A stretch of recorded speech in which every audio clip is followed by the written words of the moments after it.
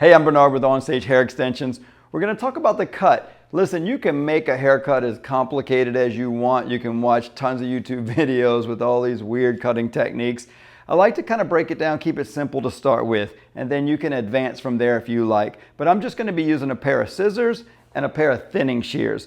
Sure, a razor does a great job on cutting and blending hair extensions, but most people are taught or at least know how to use scissors or shears, whatever you want to call them, and thinning shears or thinning scissors. And I'm going to go through 5 simple steps, 5 simple areas. Sometimes you don't need the last 2 steps in this haircut, but I'm going to go over each one. I won't be doing them in detail because most of her hair is already cut, but I just want to show you what we do. First thing we do is step 1. Part the hair in the center and the back. So look, we parted her hair straight up the center. She's got wefts and strands in, so it's not going to look like a perfectly straight, clean part, but I did run my finger right up the back, separated it, brought it to the front. So here in the front, what happens is if the hair from the center and the back travels the furthest, it'll be the longest, right? In the middle. So when I pull the hair into the back, it's going to already have this natural arc to make it look really natural.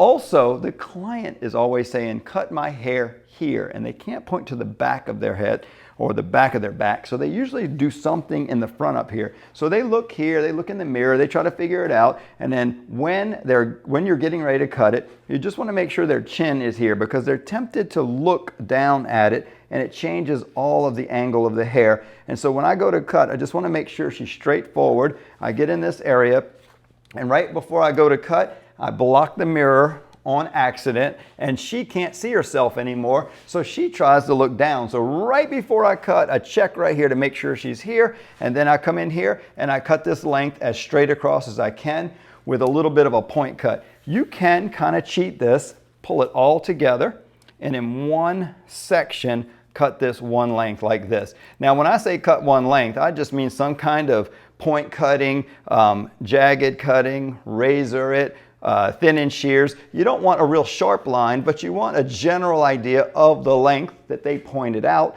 And then when you pull it around to the back, watch what happens. I'm going to pull it to the back,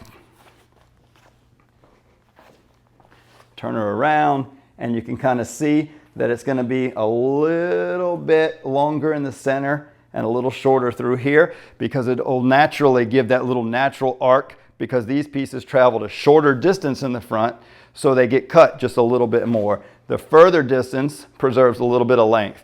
So the next thing we're going to do is blend the sides. I'm going to call it step 2, and we're going to take a technique that is interesting. We're going to cut hair deep in the scissor right here. When you move this scissor a little bit here, wide open, about a 1/2 inch movement here is about a 1/8 inch movement here. When you close the scissor and get closer to the end, you're the same distance from the axis of the scissor here, so a little bitty movement here is a big movement here. So the point I'm making is that if you open the scissor wide, which looks real aggressive and dangerous, it is not, because a big movement is a tiny movement here. So what I'll do is I'll start to blend these sides, and I think you'll be able to see better if I do this side first. What I'm going to do is just grab some hair here, and she might already have some shorter hairs, and I want to start to blend some more. Now, I have learned if I open wide and I come in like this, yeah, that's what happens. That face gets a little scared. So I do tend to start here, open wide behind those eyeballs, and come in like this so she doesn't see it, and then I start to cut little bitty hairs like this. And I'm going to do a couple of different angles so you guys can possibly see. Big and wide, and I cut just a few hairs at a time to start to blend this side all of the way down. I can follow a few different senses. I am not just going by what it looks like. I can feel 1 or 2 or 3 hairs getting cut. I can feel that crunch. I can kind of hear it, and I can see it. So I'm kind of using everything at the same time when I'm doing this. I'm going in, and I'm sure you can't hear it, but she can hear it, and we can feel it, and we can see it. And I'm wondering if there's an angle that would make this easier to see. Let me try another angle here just so you guys can kind of see what's going on here. Now that was done with scissors. You can also play it a little safe. Use just 2 or 3 teeth deep in the texturizing shear and just kind of come down that whole side just using 2 or 3 teeth or just the tip of your tool and cut some hairs. This is a little safer.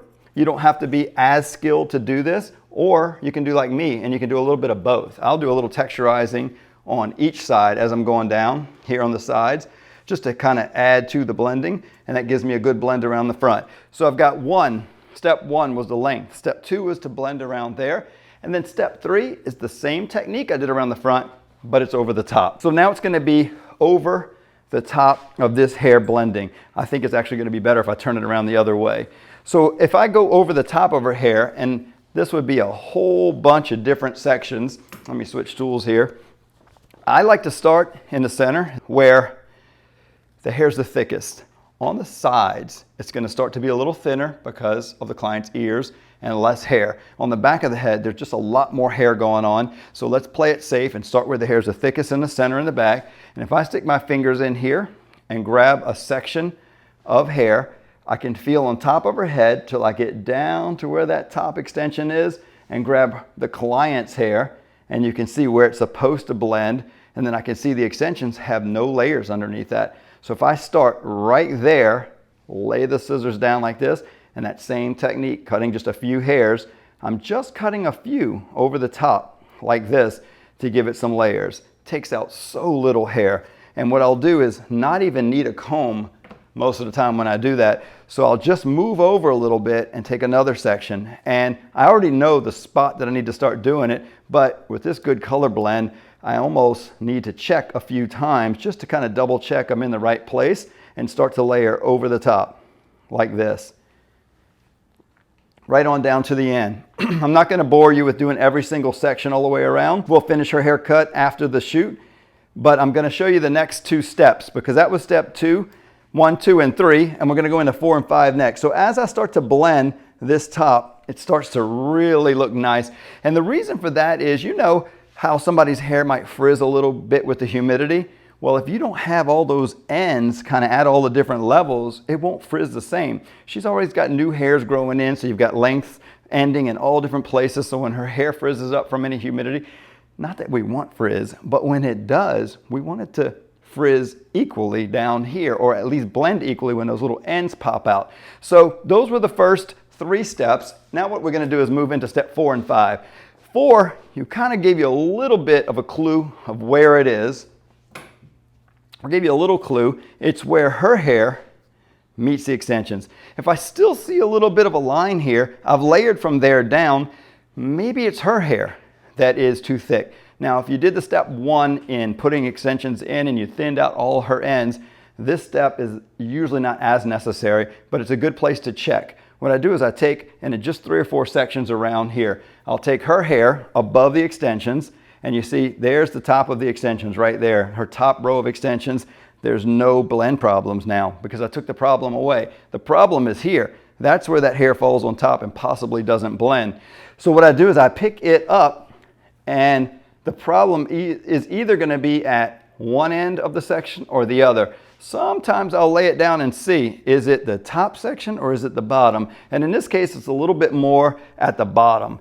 So what I'll do is I'll pick this up, and it's the bottom that needs texturizing on those ends more than the top. So sure, I might texturize that top too, but maybe there. So I'm doing 2 things. I'm point cutting with thinning shears or texturizing shears or whatever you want to call them. So some people would be cutting across. To me, that's still even a line. It's just a dotted line. So I say take 2 techniques. Take a point cut and a thinning shear. And so you're doubling up on your texture technique and mostly focusing at the bottom. So what that does, it starts to soften her hair where it blends in, and I'll take another section here, and we could work around this whole top if we needed to by just taking a little bit of the old and a little of the new, and you can kind of see where it's a little thicker here. That's the ends that we're going to soften, and then go through all of this, and we can do as much or as little as we need to, and then that makes this so wispy that it just doesn't show a line in there when it blends. I would take that all the way around on both sides. Again, to keep this video shorter, I'm going to go into my 5th step, and I'm going to pick up a different tool. Nope, I'm going to use the same tool, and I'm going to take these ends. When we cut the length, I think this is going to be better. I'm going to take this length, and I want to get a section that cuts through all the way through from the top to the bottom. Doesn't matter how thick it is, but I want to see every row of extensions, strands, wefts, whatever it is. I want this very wide section to be collapsed down into a section that fits into my fingers. So what I'll do is I'll push this section down to fit into my fingers like this, and as I comb it out, I'm looking at these very, very ends. Where is the bluntness that's down here? It's hard to see because this hair falls over it. So what I learned a long time ago is that as I pull this section out, if I use gravity on my side, turn it sideways, then I can see all of the ends, and it's usually the very bottom section that needs to be thinned a little bit more, because all these top sections that I can cut a little bit more, they kind of got cut when we were cutting the length, when we were layering over the top. All these other techniques were starting to soften them. And if I look down at the bottom here and I decide, wow, that looks a little thick, I'm just going to chop, chop, chop with thinning shears, I end up thinning sections that don't need to be thinned and the thick sections at the same time. So instead, I was pulling it up like this one time, and I noticed that thick section at the bottom as I'm combing it like this. I pull it out, I start to get about right here, and I see at the bottom, like you guys, like there's the thick section. But as soon as my comb got through, it covered it up. And I was like, oh man, how am I gonna get that? And then it just, I don't know if I accidentally did it, but as I turned it like this, I could see, wow, okay, this is all blending pretty good. Sometimes I'll go in there and fix it a little, or I'll say, oh, I could thin that a little bit. But here's where the really big problem is. That bottom section is peeking through and making it look really, really thick on the ends, and that's the only section that needs to get thinned. So then I don't end up with too thin of hair down at the bottom. I just end up with something that looks a little more natural. And so I'll do that 2 or 3 times at the bottom, and that'll make her ends look natural. We got it here. So 5 simple steps. Cut the length in the front. 2, frame her face. 3, that same face framing technique, take it around the whole top. And then 4 is her ends, and 5 is the extension ends. Go through those techniques before you prejudge what it looks like, and then go back and look at it. And most of the time, it'll look great. Give it a try.